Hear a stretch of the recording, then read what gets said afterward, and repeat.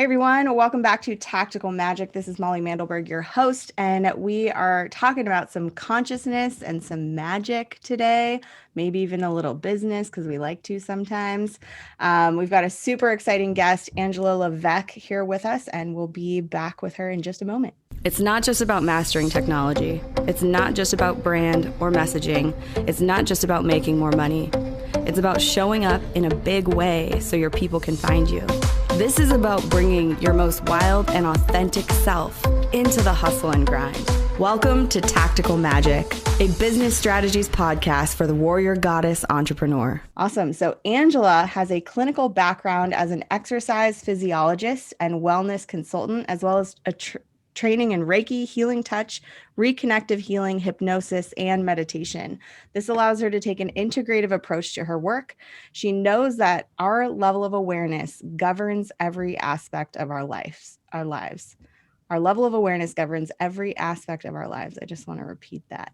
So she assists her clients in understanding how they operate, why they make the choices they make, and how to make meaningful change.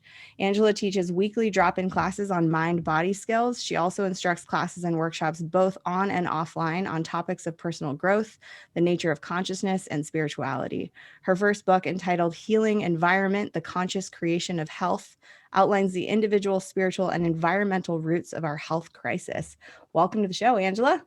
Hi, I'm happy to be here. I'm so happy to have you here. So we connected over podcasting and over consciousness and sort of just geeking out about how important it is to do the inner work while also showing up in this world to be our best selves. Would you tell us a little bit about your own journey to all these amazing healing modalities that you do?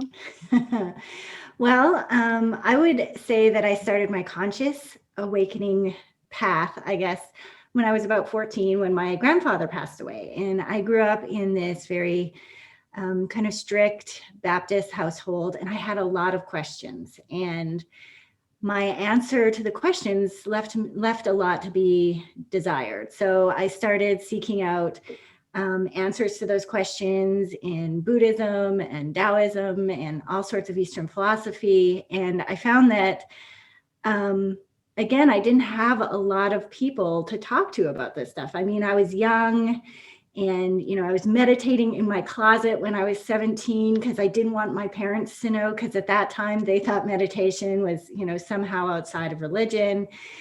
And I just was always a curious person. And then as I kind of got older and I thought, if I really believe in this idea of the mind, body, spirit connection, then I need to have an understanding of the mind, body, and spirit. So that was kind of the impetus for exercise physiology. My degree is actually in exercise science.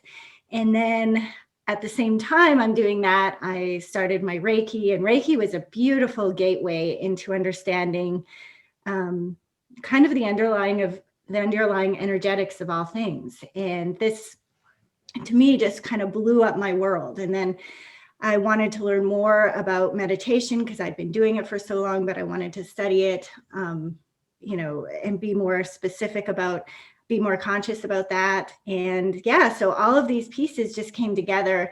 And I really, especially in the beginning of my work, focused on working with people at the beginning of their awakening journeys, because I kind of wanted to be that guide that I didn't have growing up. Like, I just was really on my own. And so everything sort of evolved from my desire to piece together this whole mind, body, spirit complex and how those function together and how they integrate.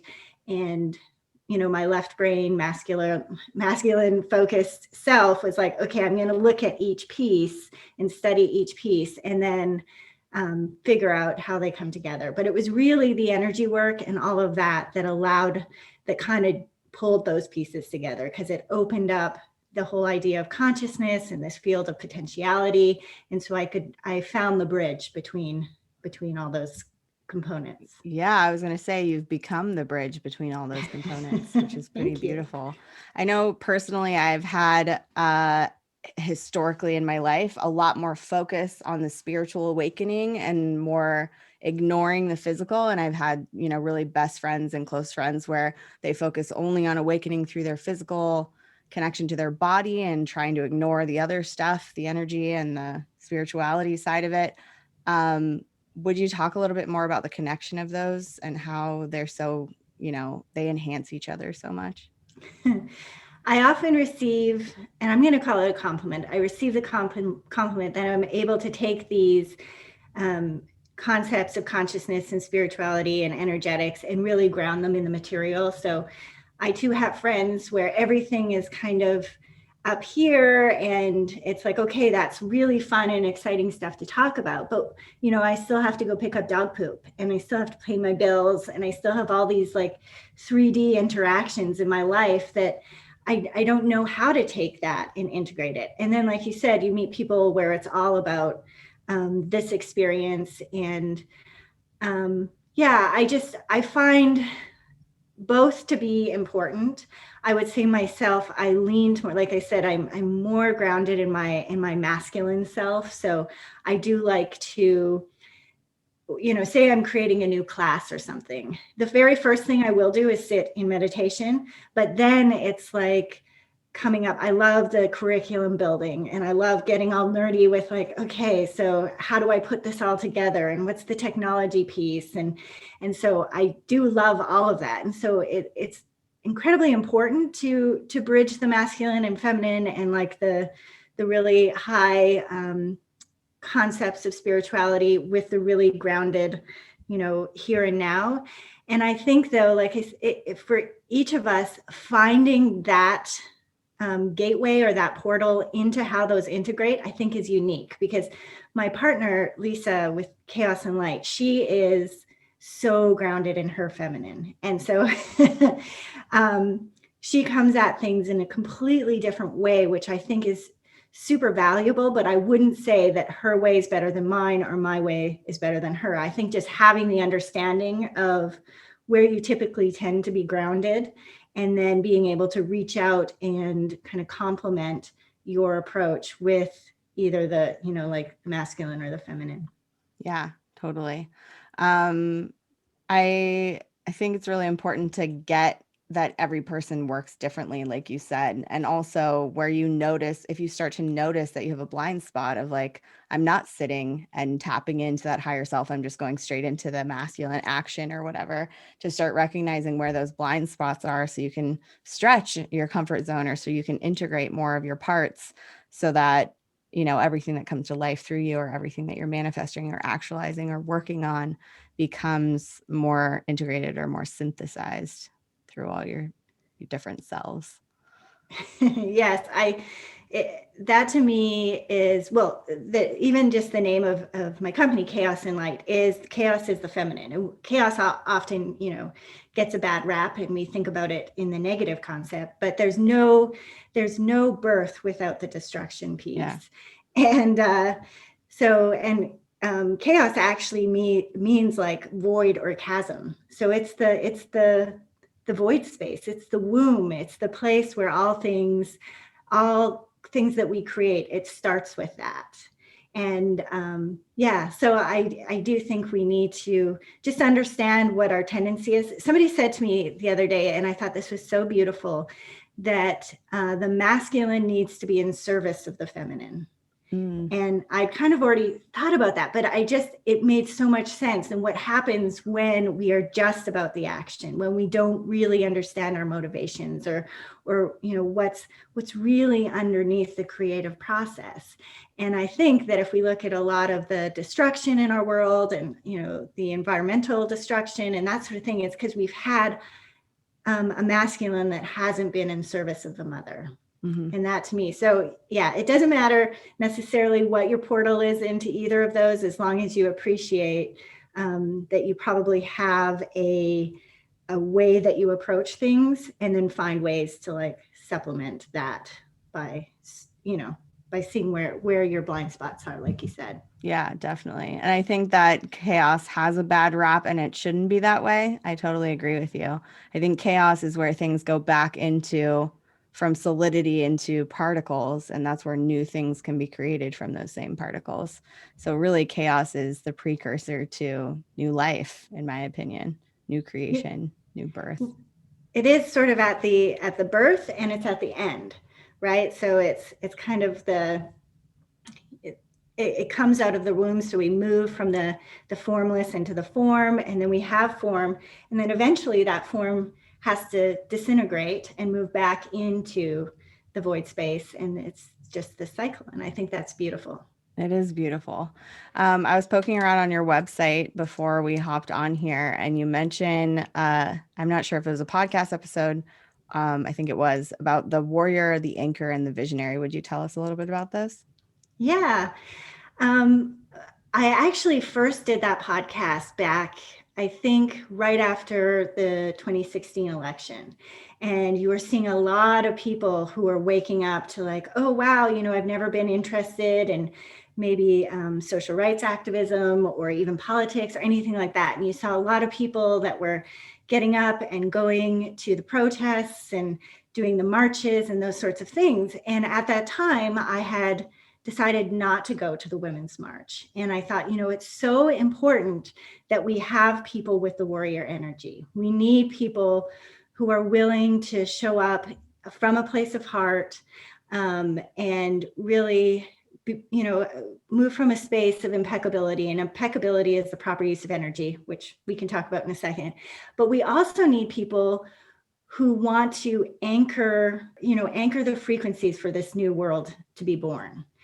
And some people aren't in the place of the warrior energy. I mean, and that's not where they feel guided to, to show up and do the work. And again, it's not a right or wrong.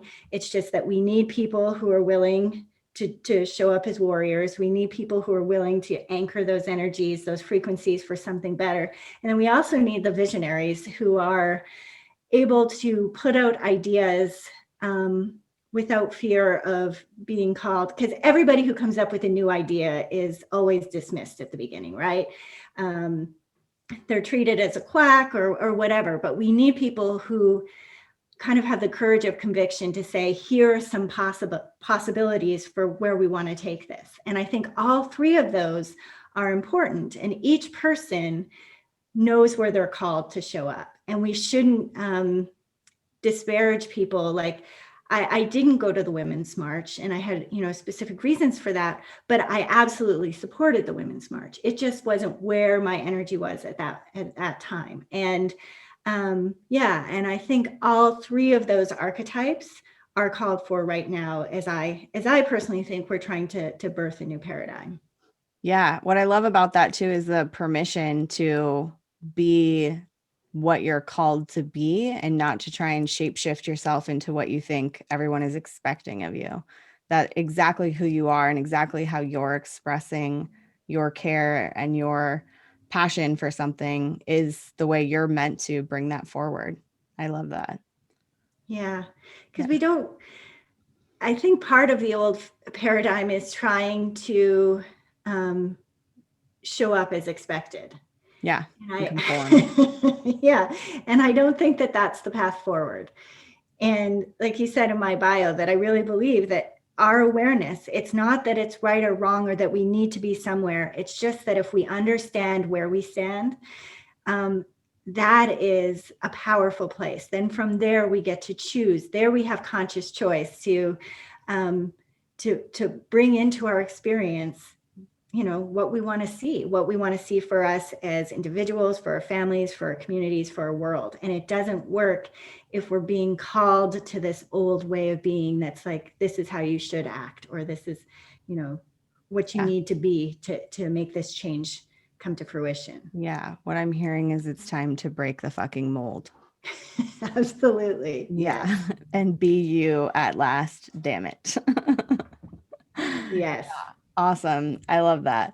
So will you tell us just a little bit more about the Chaos and Light community and the podcast that you put out?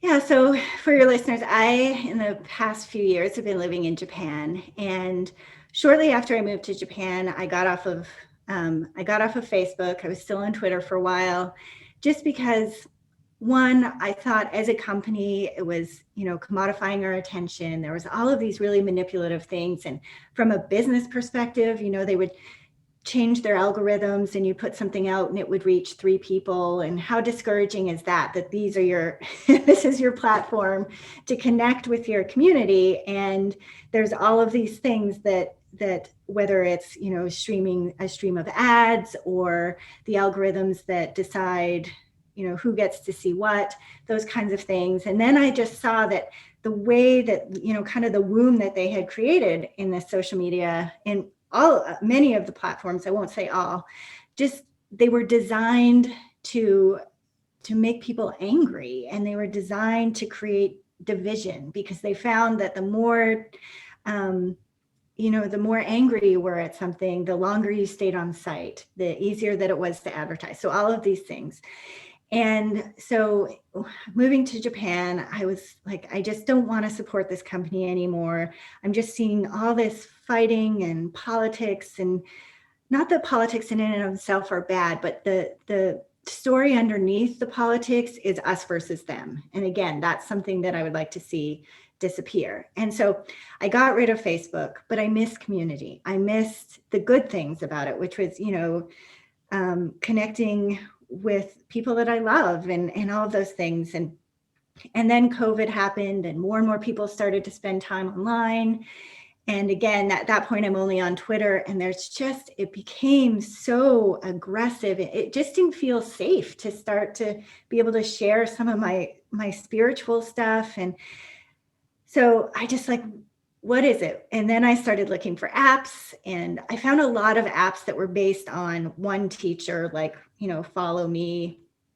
And basically then it was set up where people could talk amongst themselves, and then have little, points of light where they could talk with the teacher. And I thought, this isn't right either. So it kind of dropped in. The same time, my friends receiving some of the same insights. And so we created the Chaos and Light community. So it's specifically for spiritual seekers. And we take an egalitarian approach. We want people to lead and to host groups and wherever they feel called. So we believe that we're all teachers and we're all students, depending on the situation, and that it's really about sharing and collaboration and gatherings. And so, yes, it has all of the kind of typical social media features, but it's really about bringing people together and meeting in, online, which is more, increasingly what's happening. And people who have groups, they have control over their groups. There's no ads, there's no manipulative algorithms, none of that. And we try to keep it politics free, again, because the underlying narrative of politics is us versus them. So whenever somebody says, oh, the left or the right, you're basically taking a giant group of people and you're putting them into one group or the other. So we started the Chaos and Light community as a way to have this sort of safe space for spiritual seekers to come together and be a touch point for, our connection. So people will be like, oh, I did this really great meditation the other day, check it out. Or, we have a weekly photo contest, like a nature photo contest, to get people out and taking a picture and sharing it with people. Then we have the Living Light meditation gathering. So we have all of these different things that help people stay connected to their spiritual core. So it's not designed so, somebody comes and spends 4 hours on the site. It's where you can create connection. You can see what gatherings you want to attend, see if there's any cool resources that show up, and then, go and be out in the world and take, that little bit of light and spread it around. So that was kind of the point of that. The podcast started just because I was a little bit bored in Japan when I first got here, and I had a different format, and it was just kind of me talking about what I have this segment called the Divine Spectacle, where it's not you and me, it's me and we, where this idea that we're all connected. So all of this craziness that you see out there's an aspect of that within each of us, right? And then I started, now more recently, I interview people, and there's still that segment. And I also have a segment called It's Worth Your Time, where I share something cool that I come across that's not related to me, but just out there in the universe. But yeah, and now the Chaos and Light podcast is part of the community, and it's there to serve our community members. Awesome. I love it. I love the idea of a social media platform that is not designed to just take your attention and run with it, but it's designed to actually bring you back to yourself and bring you back to your practice and bring you back to connecting to spirit or source or your own energy in some way. I imagine that people are spending a lot less time on it than normal social media, but that's sort of the point, I think. Mm-hmm. To Yeah, yeah. that's why we say it's a touchstone, right? It's something that you connect to, and it's like it brings you back to yourself. And then you can join the meditation gatherings, you can do all that, but it's not something that you just sit and scroll through endlessly. It's not meant to be that way. Mm-hmm. And I think that that's important, because we should have real life connection, and I mean, that's healthy for us. Yeah, hugely important. Definitely. So how do you, I mean, you stay connected. You're not on Twitter anymore. You got rid of that because that one was not good. But you're in Japan. So what do you do to stay connected to your people and your community? And how do you run your business like that? You mean like friends and family, or like the people? Like I, entrepreneurially, I know there's a lot of people listening who would like to live abroad or who would like to run their business remotely like I do and like you do, I'm assuming. Mhm. What are some of your tricks of the trade of how you keep your business going while you're further away from your, I'm assuming, from your most of your community? Yes. So, the really standard things like having a newsletter, um, and a newsletter too that says something, not just, it has, updates. Here's the events. Here's a cool guided meditation that we did last week, or, it has that too, but it has a piece to it that's like, gives a something to think about. And then automation, because that was one of the things when I started creating this, is that I might continue to travel, and I'd like to continue to not have to be stuck to a single place. And especially after COVID, and you see more and more people taking things on Zoom and other platforms like Zoom, that I was like, okay, well, this seems like we can do this, but I still need to be able to automate some things. So we have definitely we use MailChimp, and we have, if somebody signs up, then we have something that comes out after and something that comes out after again. So those kind of things. And then just I'm on the community, and I can be on the community. We have an app coming out in the next, I'm hoping, I don't want to say in the next few weeks, it should be up by March 1st, I think. We'll have an Android and an iPhone app, so that people have that community wherever they go. But again, we like for them to, it's really about meeting together in gatherings, and we have like social events. We have like a book club and stuff. And then we have teaching events as well. And then we have, things that are kind of in between. But yeah, the whole thing is designed to be online. So that was a conscious choice, so that we can be anywhere and still have that touch point to stay connected. Yeah, that's awesome. So, for all the spiritual seekers out there and all the people who are maybe just embarking on this winding path of waking up and awakening, what message do you want to share with them to sort of encourage them or inspire them? Well, I think I would say seek out other like-minded people. Um, what I like to say is life should be a blend of prudence and awareness. And so again, this goes back to the feminine and the masculine. And that is, before I do anything, I do check in with the feminine. So I'll sit in meditation. I might do a journey. I'll explore the field of potential. And, and this is something can be very even concrete. Like if I create a curriculum, I will connect with the population that curriculum is supposed to serve. And then I'll, write all that stuff down. And then after that, that's where the left, the masculine side comes in. And I will, go and I'll look at research, and I will set up a process, and I will do all that. So when people are on their awakening journey, I think working with people their tendency is to just have it be about book learning. So they'll go and they'll read a ton of books, which is fantastic. But we have to keep in mind that everybody's book that they created can be very helpful, but it was also came through that person, right? Through that vessel.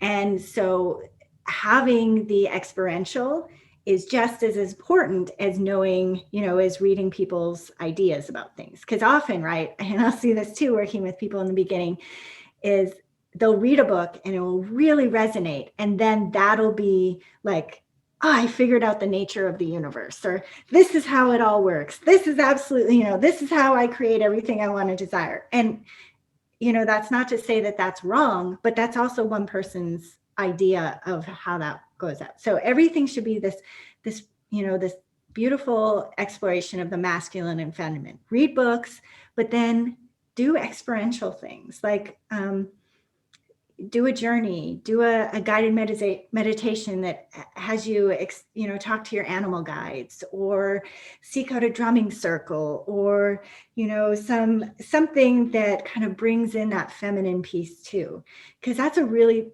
big part of it. We can't just have an intellectual, spiritual journey. It also has to be experiential. Mm-hmm. And that to me is the kind of the funnest part, right? So it's good to know how things work, and to I'm a big fan of mental models and maps and all of those kind of things, but it's only one piece of it. And so having those experiences, even, maybe doing some work with hallucinogenics and plant-based medicine and stuff, that can be a really interesting piece as well. But yeah, that's basically what I would say, is explore your spiritual path with other people, and do it from a way that is both the masculine and the feminine. So both the intellect and the experiential. Yeah. Because some people are probably out there just experiencing and not doing the intellectual understanding part of it either. Both are valuable. Definitely. Yes. That's super, super good advice. So how do people become a part of the Chaos and Light community? Well, chaosandlight.com. So we have a whole part of our site that is just articles and resources and podcasts and guided meditations. And those are free to anyone. You can go to the website and it's available to anyone. Now, to join the community, there's a little join button on there.